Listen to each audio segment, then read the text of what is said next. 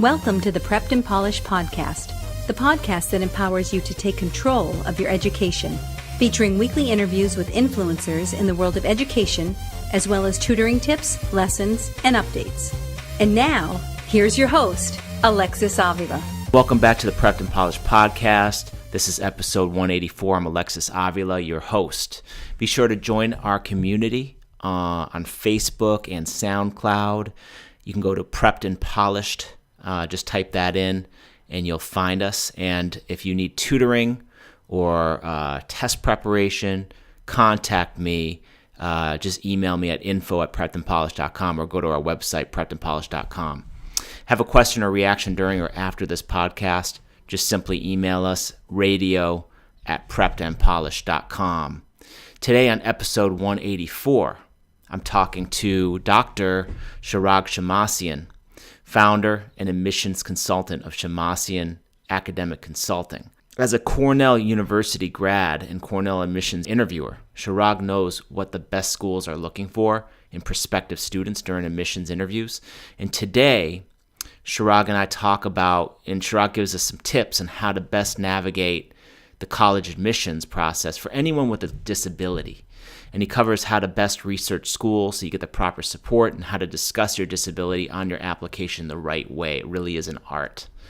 Now let's get right to our guest. This is episode 184 with Shirag Shemmassian.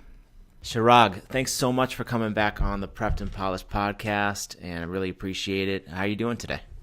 I am doing well. Thanks for having me. Hope you're doing well also.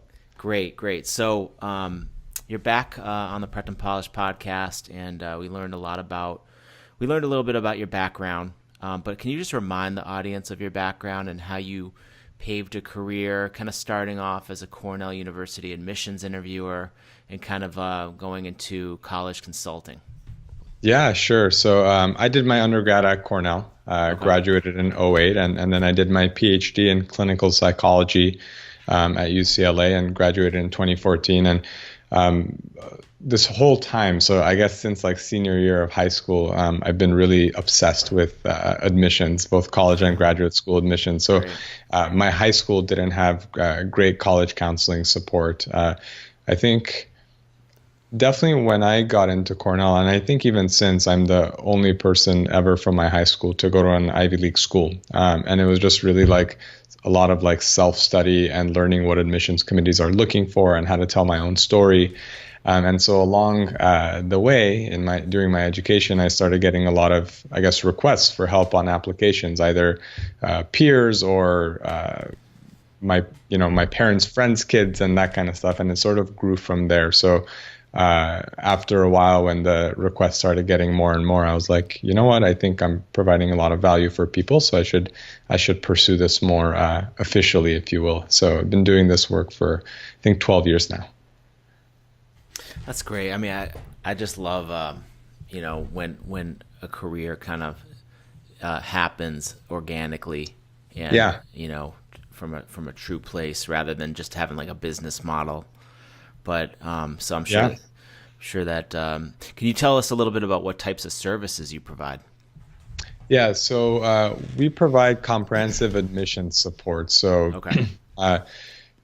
A lot of our students will come to us like at the beginning of 12th grade or the end of 11th grade, and they want help with applications. So choosing schools, writing grade essays, following up with update letters, writing appeals, all that kind of stuff. But then we also have a really sizable number of students who work with us way earlier, as early as like 8th grade, really. So 8th, 9th, 10th, 11th grade, helping them decide what classes to take,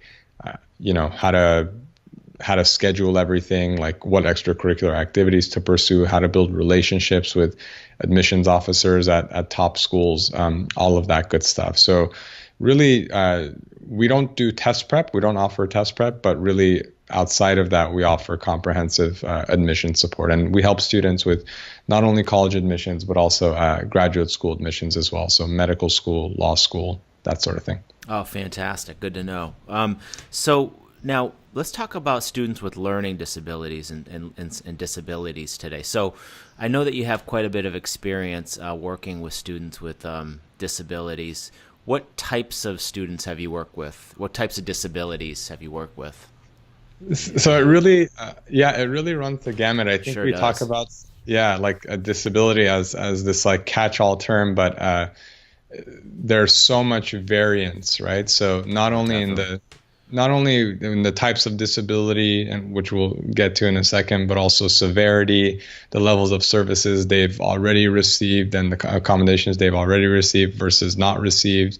So there's so much that comes into play when working with students with disabilities. So we've worked with students, like I said, with all sorts of backgrounds, things Hmm. common ones like ADHD to less common ones like autism. I have Tourette syndrome, so I have personal experience with that. We've also helped students with Tourette syndrome, reading disorders, otherwise known as dyslexia, uh, pretty much, Yeah, that's a and other mental health conditions, of course, like anxiety and depression, which we don't think of traditionally as falling under the disability umbrella, but there's sort of a way to manage those as well in the college process.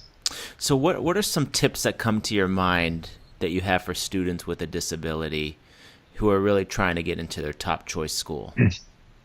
Yeah. So again, there's sort of different categories to think about when I consider what tips to offer. So Hmm. I guess the first and foremost, students have to make sure that the schools that they get into or that they apply to and eventually attend will be able to provide the accommodations that they need to be successful. So Okay. a lot of times, like students will apply to a school list based on what they've heard or where their peers are applying and stuff like that without doing the background research of like, will this school provide the accommodations I need? Will I be able to be successful though? So they'll get in and then they'll be like, oh my gosh, where do I go? Right. And Hmm. so with our students, we like to do that research ahead of time and figure out, okay, based on your condition and the accommodations that you need, will we be able to is it likely that you'll get the support you need at X, Y, and Z school, right? So that's number one, like heavily researching things. Um, Beyond that, if we go even earlier than that, of course, if there are standardized testing accommodations that a student needs, they need to get formally evaluated. They need a report. They need to submit that to College Board to get the right accommodation. So it actually starts quite early, considering disability for college admissions. And then when it comes to the actual application, the question we get probably more than any is, do I disclose my condition? And if so, how do I disclose it? Where do I disclose it?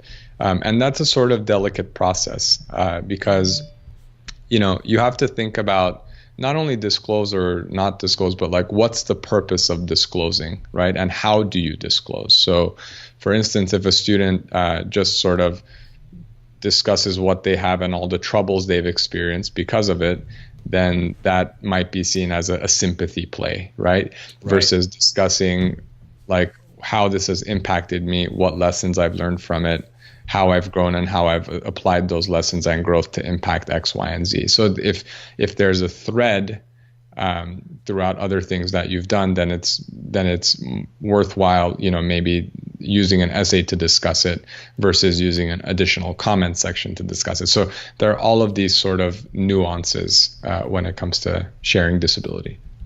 Oh wow, that's a really good point. It's almost like a dance that you have to play. Is it too much disclosure? You do not disclose where. Um, Right. so those are things like, yeah, I didn't think about those things. That's really helpful. Yeah. Is there ever a time where maybe it works to your advantage not to disclose?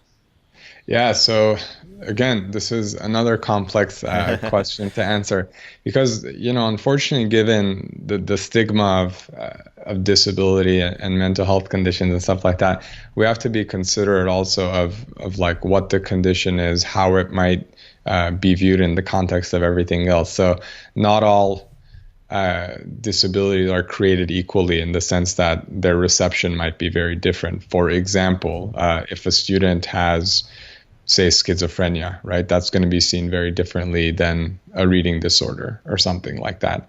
And so the way you might disclose, and if you disclose at all and things like that, like you have to be very considerate. So we take into account a bunch of things like what is the condition, Like what severity? How is it impacted? Will a recommender mention it or not? If so, how and why? Are there other like extracurricular experiences or things that you've done that sort of align with your background? And so is this like the platform you want to present your application on? So there are so many layers. It's highly individual, but all of these considerations should go into it. It's almost like a type of scenario. These kind of scenarios serve you well as a clinical psychologist, because you have to kind of really understand the dynamics of the situation, the psychology of the student, the psychology of the admission officer. Yeah, So. I mean, and that's tough in and of itself, right? Because as much as possible, we want to resist what I call mind reading, or like what the admissions officer might think. But at the same time, you have to anticipate like clear red flags and what have you. And then there's also students' comfort level. So just because a student has a disability, A, they don't need to share it, and B, even if we think it might add a sort of richness to the story, then a student might not be comfortable, right? And so it's we have to figure that out together. But certainly there is a way to do it well and a way to not do it well. I've actually written an article on do's and don'ts when it comes to this too, so I can share it with. Oh, that would be great, because I'll add that to the show notes. I think that somebody is going to have that question. Another question I had was, what are some things you see students with a disability do wrong when applying for college that they may? Yeah. Go ahead. I'm sorry. I didn't mean to. Yeah, just anything that comes to your mind, that something like they just don't do the right way, and you wish you could kind of tell them not to do that. Yeah, sure. So lots of things. So again, research is one of them, right? So like not researching the schools that will be able to accommodate your needs ahead of time. When they get into a college, not ensuring that they have an up-to-date report. So a lot of institutions will want an assessment report from the last like 3 years. So say you were evaluated in 8th or even 9th grade. By the time you matriculate into college and freshman year begins, you might go in with an old report, an outdated report to them, and they might say, well, like you need to get reevaluated, or this report needs to be refreshed somehow. So not having all the paperwork done. And then the other piece again is going back to like the essays, writing in such a way that's like, this is what I've experienced. It was hard in this way. It was hard in that way. I experienced this challenge. I got bullied. I did. So just like a list of problems, but nothing really beyond that, right? Very little insight, very little growth. Or even if they do discuss that, there's a lot of telling and not enough showing. Like, I grew a lot from this. I choose to see my disability as a blessing, like something like that, but not giving us examples of how they've sort of leveraged it to impact their community, and to promote well-being for others around them. Sort of like going a third of the way there, but not doing the rest of the work. Oh, I see. Wow, that's really good advice. And what's the best way to get in touch with you in case, like, a client has a question, has a student with a learning disability, may have a question for you, or maybe just wants to go ahead and work with you? Yeah, so our website, which I'm sure you'll link to, Shemmassianconsulting.com. You can see at the bottom of that we have our email address, so it's support@Shemmassianconsulting.com. Students can also, or parents can also schedule a 30-minute complimentary consultation with me anytime. And that's not just to discuss our services, but even if they have questions, I'm happy to give back in that way. So it's very easy, like I said, to email or set up a phone call with us. I'd be happy to support. Okay, perfect. So my last question is just any advice for our teenage listeners who are listening to you today, who are just kind of a little anxious, getting ready for, that crossing that bridge to college. What would you say? I mean, my big thing is always to believe in yourself. And I know this sounds like very cliche advice, but I think it's particularly appropriate for students with disabilities who have gotten a lot of negative feedback over the years, whether it's like from peers, from teachers, unfortunately sometimes from parents. And there's a lot of negative self-talk around this as well, right? Like you can't be as successful as others around you, or you're making excuses, or all this kind of stuff, or you might not be as successful in college and things like that. And unfortunately, for these reasons and others, a lot of students with disabilities sort of underestimate themselves, right? And they might not try as hard enough when applying. They might not apply to schools that they have a realistic shot at getting into because they don't think they're good enough or they'll get in. So just believing that you're sort of as capable as everybody else in so many ways, and that you might have unique qualities that you've developed, like perseverance, resourcefulness, compassion, and things like that. That would be a tremendous asset to every college campus. Beautiful. That's great advice. Well, thanks again for coming back on the Prepped and Polished podcast. And My pleasure. Really appreciate your time and hope you can come back. And of course, it would be a pleasure, Alexis. Thank you. Great. And this wraps up our show. This was episode 184 with Dr. Shirag Shemmassian. On episode 185, it will be our next tutoring tips episode, so stay tuned. And for another related conversation, check out my other podcast with Shirag Shemmassian. It was episode 152, and we talk about evaluating your college application. To access all of our episodes, including today's and all of our episodes, go to preppedandpolished.com/podcast. And thank you for joining us on the Prepped and Polished podcast. Now go out there and take control of your education.